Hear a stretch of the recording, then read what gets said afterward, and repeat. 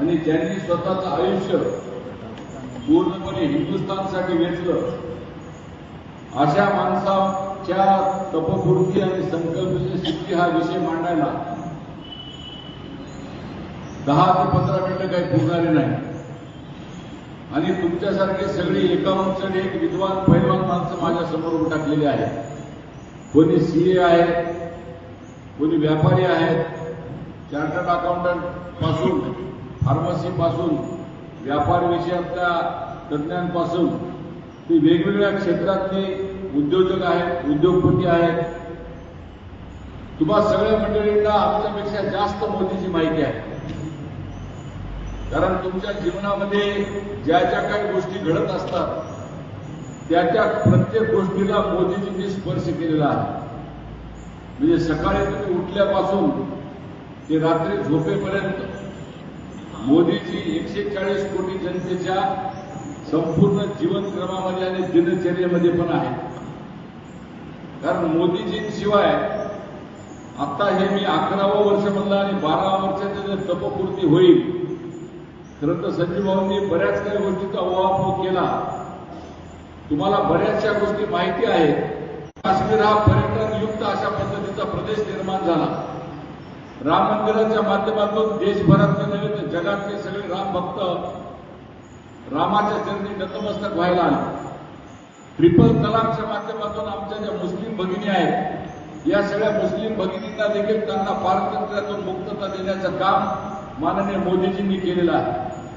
काँग्रेसच्या जमान्यामध्ये मुस्लिम समाजाला काय मिळत होतं?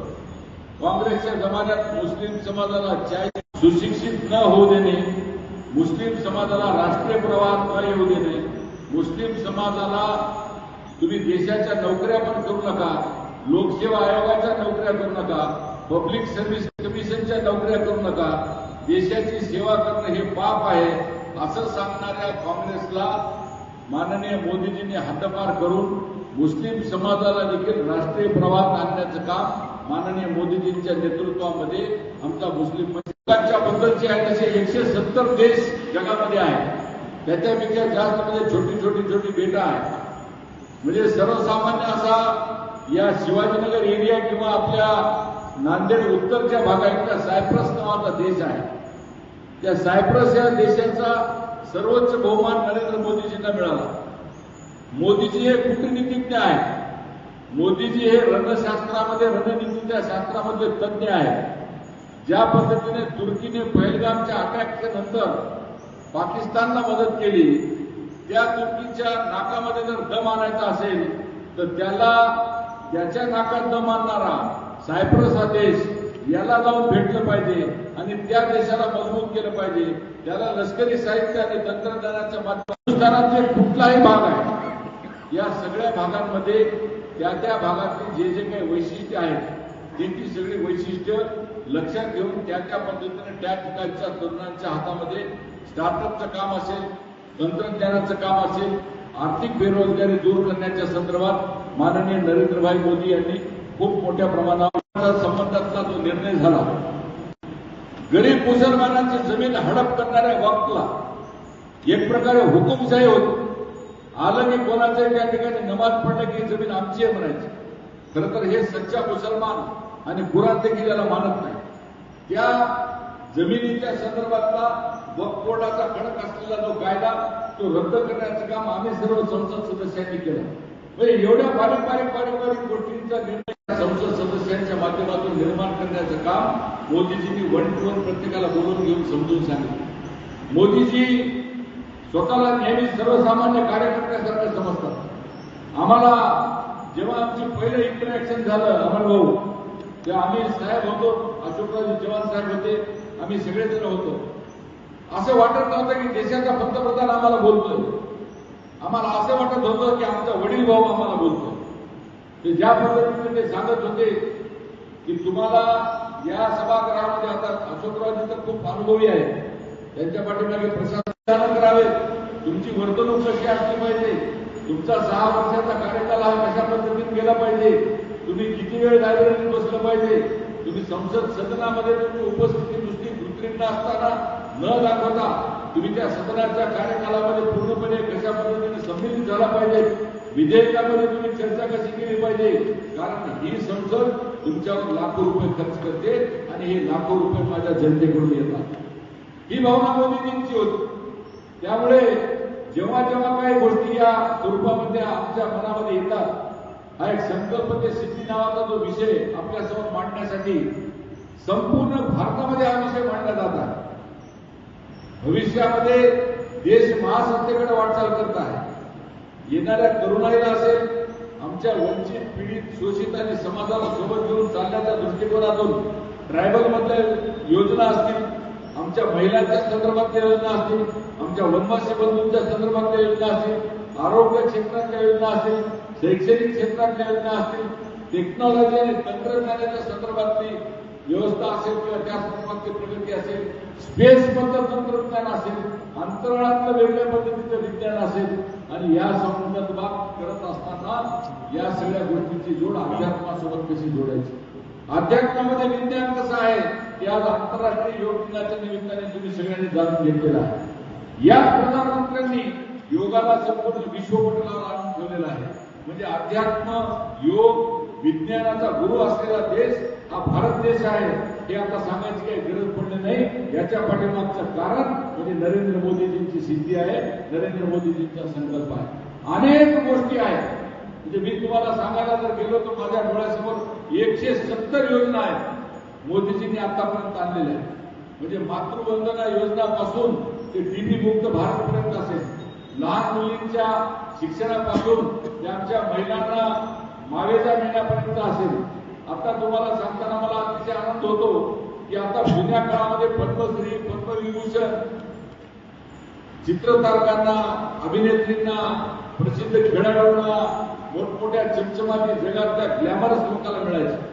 पण आता पद्मश्री, पद्मविभूषण आमच्या गावामध्ये काम, आम्हालाही माहीत नव्हतं, आमच्या गावामध्ये काम करणारा एखादा गोपालक असतो, तो स्वतःचं घरदार विकून तो गायी पळत असतो. एखादी गरीब आई ती सगळी बिया जमा करून आमच्या भारतातल्या संपून गेलेल्या त्या बियाण्याच्या संस्कृतीला जपण्यासाठी ती बियाणे गोळा करून भारताच्या जुन्या बियाण्यांना आणण्याच्या सुरुवात ती काम करत असते. एखादी ट्रान्सजेंडर आहे, ती ट्रान्सजेंडर सगळ्या समाजातल्या वेगवेगळ्या घटकांना घेऊन नृत्यशाळा चालवण्याचं ती काम करत असते. आमचा एखादा मुस्लिम बांधव तो स्वतःच्या खिशातले पैसे गायी पालनासाठी जर करत असेल तर अशा पद्धतीच्या अनेक समाजापासून पीडित असलेल्या, वंचित असलेल्या लोकांना, शोषित असलेल्या लोकांना शोधून काढून मोदीजींनी त्यांना पद्मविभूषण, पद्मश्री असे पुरस्कार देण्याचं काम गेल्या 3 ते 4 टर्मपासून 11 वर्षापासून चालू. अनेक उदाहरणं आहेत. जे इंदिरा गांधी, नेहरूजी, राजीव गांधी, सोनिया गांधी या गांधी परिवाराला जमलं नाही, जे काँग्रेसला जमलं नाही, ते मोदीजींनी या भारतामध्ये करून दाखवण्याचा एक प्रकारचा एक अद्भुत अशा पद्धतीचा प्रयोग आपल्या या माध्यमातून केलेला आहे. मी आपल्या सगळ्यांना विनंती करणार आहे की सगळं सरकारकडून आपण अपेक्षित ठेवू नये. आज मला देगलूरमध्ये जायचं असल्यामुळे मी तुमच्याजवळ अजून अर्धा तास बोलू शकलो असतो, परंतु संकल्प से सिद्धीचा उद्देश असा आहे की आम्ही तुमच्यासाठी करत आहोत समाजाने सरकारसाठी काय केलं पाहिजे. समाज आणि सरकार जोपर्यंत एकमेकाच्या हातात हात घालून काम करू शकत नाही तोपर्यंत हिंदुस्थानची प्रगती होऊ शकत नाही. मी एक शेवटचं फक्त एक उदाहरण तुम्हाला सांगतो. आमच्या एक राष्ट्रीय स्वयंसेवक संघाच्या बैठकीमध्ये हर्षदभाई आमचे सहकार्यवाहासमोर बसलेले होते. डॉक्टर या नात्याने मी त्यांना प्रश्न विचारला. आयुष्यमान भारत पासून त्या अनेक योजना सरकारने गोरगरिबांसाठी सुरुवात केलेल्या आहेत. मी त्यांना असं विचारलो, ज्या पद्धतीने जर्मनी आहे, युरोप आहे, पाश्चिमात्य देशांमध्ये प्रत्येक नागरिकाची आरोग्याची जबाबदारी सरकारची. सरकारने सगळ्या नागरिकांची जबाबदारी आरोग्याची का घेऊ नये, आपण महासत्तेकडे वाटचाल करीत आहोत. तर त्यावेळेस मला दत्तात्रय होसबळेजींनी मला सांगितलं कि डॉक्टर साहब बोले सब सरकार की तरफ से अपेक्षा करेंगे तो समाज क्या करेंगे. सगळं सरकारनं करावं, मग तुम्ही काय करावं.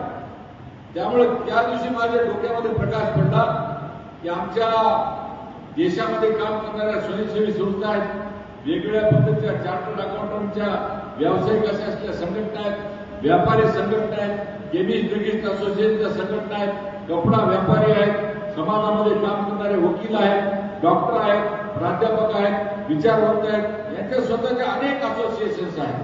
तर या सगळ्या जणांनी मिळून एका दिशेने सरकार त्या पद्धतीने एक पाऊल जर समजा पुढे टाकलं, आपण त्या दिशेने जर एक पाऊल आपण पुढे टाकलं, तर समाज आणि सरकार हे एकजीव होऊन एकत्रित जर समजा आपण काम केलं, तर आपल्या डोळ्यासमोर असलेले, आपल्या समोर असलेले जे काही ध्येय आहेत किंवा सरकारच्या माध्यमातून असलेले जे काही ध्येय आहेत, जसं मोदीजींनी सांगितलं की टीबीला पूर्णपणे मुक्त करायचं, पोलिओ मुक्त झाला, मलेरिया मुक्त करायचा, आमच्या भगिनींना अनिमिया झाला नाही पाहिजे, अनिमिया मुक्त झालं पाहिजे, आमचे लेकर कुपोषण मुक्त झाले पाहिजे. मग मी काय केलं पाहिजे? माझ्या बाजूच्या वस्तीमध्ये असलेल्या एखाद्या गोरगरीब लेकरांना त्याला काय हिमोग्लोबिनची त्याची तपासणी करावी, त्या मातेची आपण तपासणी करावी, तिला लागणाऱ्या काही औषधी काही गोळ्या असतील तर तिला आपण त्या स्वरूपामध्ये द्याव्या. अशा स्वरूपाचं जर काम समाजाने सरकारच्या माध्यमातून जर समजा आपणही स्वतः घेऊन जर पुढे केलं, तर मला असं वाटतं की मोदीजींचं स्वप्न पूर्ण व्हायला फारसा काही वेळ लागणार नाही. आणि दुसरा एक जाताना शेवटचा एक विषय सांगायचा आहे की जे आमच्यामध्ये आणि जे आमच्या वंचित पीडित शोषित समाजामध्ये जी दरिद्री निर्माण करण्याचं काम, जसं आमच्या संजू भाऊंनी सांगितलं, समाजवादी असतील किंवा आमचे ब्रिगेडी असतील किंवा डावे विचारसरणीचे असतील, हे जे करत असतील ते जर नक्षलवाद त्याच माध्यमातून पुढे येतो, पण त्याला उत्तर सरकार किती दिवस नक्षलवाद्यांच्या मनामध्ये सरकारच्या बद्दल आणि देशाच्या बद्दल आणि भारताबद्दल प्रेम निर्माण करायचं असेल तर हा बंडखोर समाज निर्माण पूर्ण होतो. हा बंडखोर समाज इथून निर्माण होतो.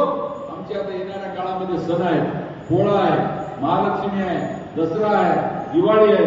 माझ्या भोवताली पालावरती असणारे जे काही निवस्थ असणारे जे लेकर आहेत त्यांच्यासोबत जा, त्यांना कपडे घाला, त्यांना गोडधोड खाऊ घाला, त्यांच्यासोबत दिवाळी साजरी करा.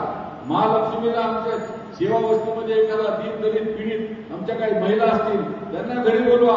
महालक्ष्मीच्या दिवशी त्यांना साडी पोळी घालून त्यांना पुरणपोळी खाऊ घाला. आमच्या नागपंचमीला जसं घरी बोलून आपण ज्या पद्धतीने ओवाळणी करतो आपल्या बहिणीला, त्या पद्धतीने आमच्या त्या पीडित आणि वंचित शोषित समाजातल्या भगिनीला घरी बोलून तिला ओवाळून तिला भाऊबीजेच्या दिवशी, नागपंचमीच्या दिवशी तिला बोलून तिला साडी चोळी करा. कसा हा समाज तुमच्यापासून दूर जाईल? हा समाज तुमच्याजवळ येईलच.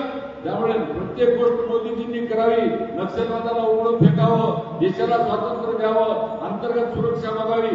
सगळ्याच गोष्टी सरकारनं बघल्यापेक्षा आपण देखील आपल्या या सरकारसाठी काही ना काहीतरी आपण केलं पाहिजे. सगळ्याच गोष्टी मोदीजी आणि सगळ्याच गोष्टी सरकार करणं हे अवघड असतं. म्हणून माझी आपल्या सगळ्यांना हात जोडून कळकळीची विनंती आहे की माझ्या आजूबाजूला असलेला कोणता गरीब समाज असेल, माझ्या आजूबाजूला एखादी जर गरीब मुलगी तिला शिकायला MBBSला कलेक्टर व्हायला जर अडचण होत असेल तर मी माझ्या चरित्रातले काही पैसे तिला देऊन तिला कलेक्टर होण्यासाठी, डॉक्टर होण्यासाठी मी पण तिला दत्तक घेतलं पाहिजे.